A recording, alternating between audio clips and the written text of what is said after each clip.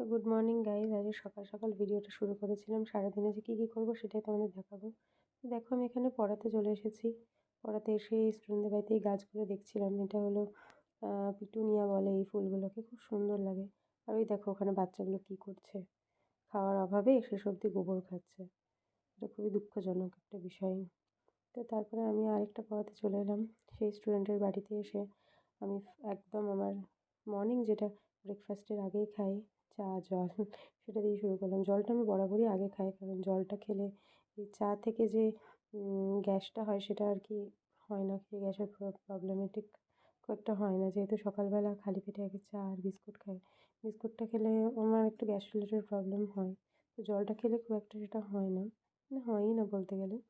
তো এইখানে বৌদি আমাকে কুকিজ দিয়েছিল চায়ের সাথে, তো সেটা খেলাম। খাওয়ার পরে বাড়ি এলাম। বাড়ি এসে আমি আবার ব্রেকফাস্ট করবো। তো আজকে ব্রেকফাস্টে ছিল রুটি, একদম একটা আলু সবজি, আর সাথে একটা পান্তুয়া। এই আলুর তরকারিটা খুব, আমার মায়ের আলু তরকারিটা খুব সুন্দর বানায়, আমার খুব ভালো লাগে।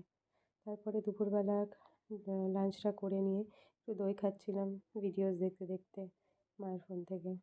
আমার এই দই খেতে খুব ভালো লাগে, এভরিডে আমি দই খাই। তারপর স্টুডেন্টের বাড়িতে এসে দেখো এখানে একটা স্টুডেন্টের মা কিছু একটা করেছে, সেটা খুবই টেস্টি ছিল। তো খেলাম, খেতে বেশ ভালোই লাগলো জিনিসটা। তার সাথে থাকো